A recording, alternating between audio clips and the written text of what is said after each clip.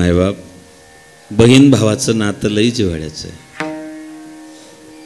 काळजाच्या पलीकडचं आहे. शिशुपाल मारला गेला. पांडवांचा राजसूय यज्ञ त्या ठिकाणी मायबाप आयोजित केला गेलेला आहे. धर्मराजा विचारता भीष्माचार्यांना की पितामह अग्रपूजेचा मान कोणाला द्यायचा? वा भीमा, वा अर्जुना, वा धर्मा. अरे द्वारकाधीश परमात्मा समोर असताना प्रश्न विचारतोय. नकुल सहदेवानं सोन्याचं पात्र आणलं. द्रौपदी सोन्याचा गडवा पायावरती होते आहे. नकुल सहदेव पायांची अग्रपूजा करताय. तितक्यात शिशुपाल आला. धर्मा नावाचा धर्म आहे पण अधर्म करतोय. अरे या सभेमध्ये द्रोणाचार्य, कृपाचार्य, भीष्माचार्य, धृतराष्ट्रासारखे भारतवर्षाचे ज्येष्ठ श्रेष्ठ असताना या गवळ्याच्या पोराचे पाय धुतोय. हा क्षत्रियांचा अपमान आहे.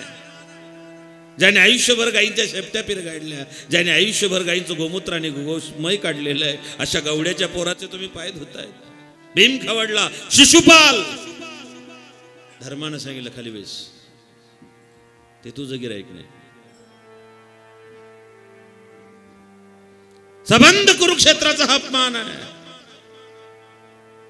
याचा. अरे हा छलिया आहे. हा वरतून काढा तसा आतून काढा आहे. तुम्ही याचे त्या ठिकाणी पाय धुतायत. धिक्कार आहे तुमचा. पितामह भीष्म तुमची तर साठी बुद्धी नाटी झालेली. पितामह भीष्माचार्य खवडले. महादेव की सौगंध, अगर ये मेरे प्रिय अनुज युधिष्ठिर का राजसूय यज्ञ का ठिकान ना होता तो मैं तेरी जिह्वा काट लेता. शिशुपाल भगवंता जल पितामह आप खामखा नाराज हो रही है, बोलने दीजिए इसे पितामह. अरे म्हणले बोलेल, घाबरतो की काय कोणाला? याच्या बापाचा ठिकाणा नाही रे. हा कोणी म्हणतो वसुदेवाचा आहे, कोणी म्हणतो नंदाचा आहे. लहानपणी याने चोऱ्या केल्या. दही दूध तूप लोणी चोरलं. याने रुक्मिणी चोरून नेली. याने शमंतक मणी चोरला म्हणतात. चोरटाय हा. चोराची पूजा करतायत. बलराम दादा खवडले. शिशुपाल अगर आप मेरे बुआ के लड़के ना होते तो मैं तुम्हारे एक ही गदा के वार में जबान खींच लेता या तुझे मार डालता. दो भैया आप शांत बैठिए. कन्हैया तुम मुस्कुरा रहे हो. इसने पितामह भीष्म का अपमान किया है, इसने बुआ कुंती का अपमान किया है और तुम खड़े खड़े मुस्कुरा रहे हो. बोलने दीजिए दो भैया इसे. मैंने बुआ से वचन दिया था कि मैं तुम्हारे लड़के के 100 अपराध माफ कर दूंगा. बोलने दीजिए.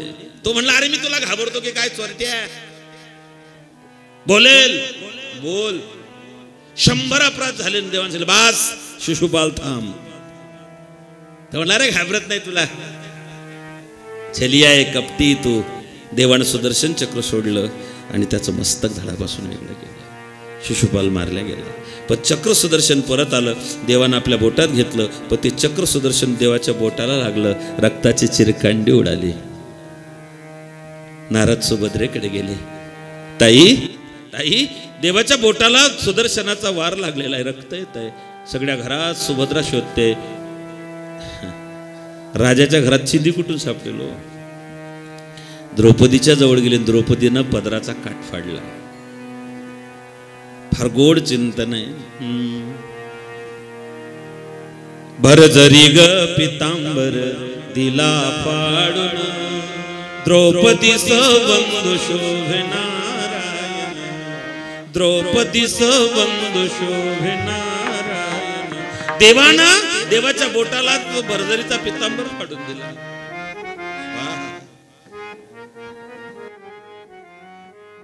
देव कुणाचं उसनं ठेवत नाही मायबाप. डावामध्ये द्रौपदीला धर्म हरला. दुर्योधनानं सांगितलं जा दुःशासन पांचालीचे केस धरून घेऊन ये. कर्ण उभा राहिला. अरे म्हणले आण. 5 नवऱ्यांची बायको ती पतिव्रता नसते, ती वेश्या असते. हे शब्द कर्णाचे आहेत. काय पतन झालं कर्णाचं ऐका. कर्णासारखा उदार नाही, कर्णासारखा योद्धा नाही, पण नालायकाच्या संगतीत जाऊन बसला. कर्णाचं पतन झालं. दुस्संग सर्वथा त्याज्य. द्रौपदी सगळ्यांना काकुडतीला येऊन विनंती करते. भीष्माचार्य, कृपाचार्य, द्रोणाचार्य, जयद्रथ, कर्ण सगळ्यांच्या समोर पतीच्या समोर गेली. पाची पतीने खाली माना घातल्या. काकुडतीला येऊन सगळ्यांना धावा करते, मला वाचवा, मी रजस्वला आहे, मी एक वस्त्र आहे. या कुरूंच्या सभेत एका स्त्री जातीचा अपमान चांगला नाही. शेवटी दुःशासनानं त्या द्रौपदीच्या पदराला हात घातला आणि भीम उभा राहिला.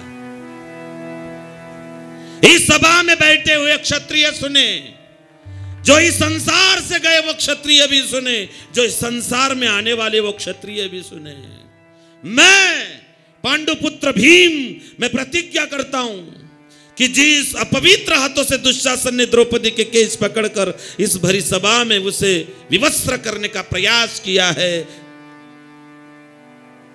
मैं पांडुपुत्र भीम प्रतिज्ञा करता हूं कि रणभूमि में मैं इस दुशासन की छाती फाड़कर उसका लहू न पीऊं तो मैं अपने पूर्वजों को मुंह नहीं दिखाऊंगा.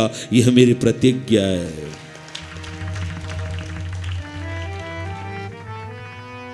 बहीण भावाचं ते नातं आहे. भगवान द्रौपदीला कृष्ण म्हणायचे. कृष्ण काय जिव्हाळा आहे बहीण भावाच्या नात्याचा. भावा भावाचं प्रेम, बहीण भावाचं प्रेम, बाप लेकाचं प्रेम, हे या संस्कृतीचा आत्मा आहे. प्रेमानं आम्ही बांधल्या गेलेलो आहे. धन्य तोचे भाऊ, धन्य ती बहीण. माझी माय मुक्ताबाई ज्ञानराजांची बहीण आहे. असा भाग्यवंत भाऊ त्याची मुक्ताई बहीण.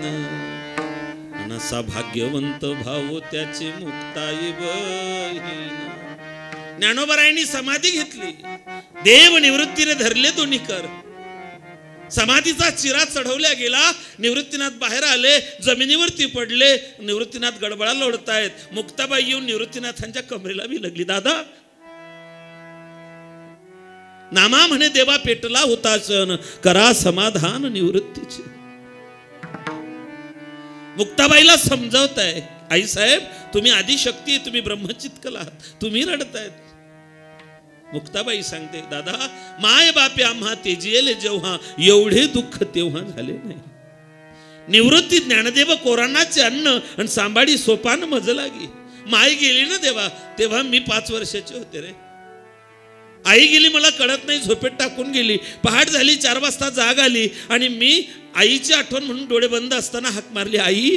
माझ्या निवृत्तीनाथ दादांनी, माझ्या ज्ञानराजांनी मला होकार दिला. माझ्या ज्ञानोबारायांनी मला पोटाशी धरलं. एखाद्या पक्षाने पाऊस यावा, घरटं उडून गेलेलं असावं, धोधो पाऊस पडत असावा आणि पक्षाने आपले पंख करावे, त्या पंखात आपल्या पिलांना घ्यावं, तशा माझ्या ज्ञानराजांनी मला जवळ घेतलं होतं. देवा देवा मायबाप गेले, समाजानं छळ केला. देवा माझे भाऊ भिक्षा मागायला जायचे, भाकरी मागितली की लोक शेणाच्या गौऱ्या टाकायचे रे. 3 दिवस उपवास राहिले, पण माझ्या ज्ञानराजांमुळे आम्हाला कुठली कमतरता भासली नाही.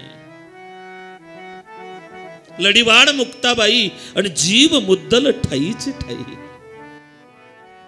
अरे संन्याशाची पोर, कोणी बोलतही नाही, टाकी दयेल पोरांचं कधी तोंड पाहू नये. ते बहीण भावाचं नातं. अशी बहीण या वारकरी संप्रदायानं दिली आणि मला स्वाभिमान आहे की मी तिचं लेकरू आहे.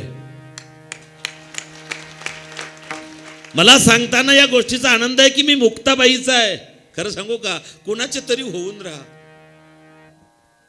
नाथबाबा जवळ आहे असं म्हणा की मी नाथरायांचा आहे महाराज, मी ज्ञानोबारायांचा आहे. सद्गुरू जोग महाराजांना टिळकांनी पत्र पाठवलं होतं, टिळकांना उत्तर द्यायचं होतं. सद्गुरू जोग महाराजांनी मामांना सांगितलं, सोनू टिळकांना उत्तर द्यायचं आहे. पत्र लिहायला सुरुवात झाली. सन विवी पत्रास कारण की मजकूर लिहून झाला आणि खाली लिहिलं मामांनी, तुमचा सद्गुरू जोग महाराज.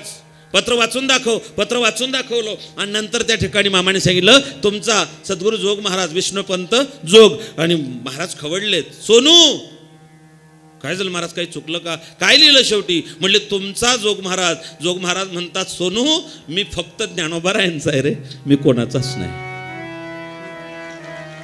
असं म्हणा की मी दत्तप्रभूंचा आहे, मी भगवान दत्तात्रयांचा आहे, मी मुक्ताबाईचा आहे, मी ज्ञानोबारायांचा आहे. कोणाचं तरी होऊन राहा. बहिणीचं भावावर लय प्रेम असतं. बहिणीचं लग्न झालं, भावानं मोठ्या आनंदात बहिणीचं लग्न केलं, पाणीग्रहण केलं, बहीण गेली. वर्ष झालं, श्रीमंताच्या घरी दिलेली मुलगी. धर्मशास्त्र नीतिशतक असं सांगतं, मुलगी श्रीमंताच्या घरी द्यावी आणि घरात सून गरिबाची आणावी. श्रीमंताच्या घरी मुलगी दिलेली आहे, बहीण दिलेली आहे, बाप गेलेला आहे. असं म्हणतात, वडील गेले की भाऊ बापाच्या जागी असतो आणि माय गेली की बहीण मायेच्या जागी असते.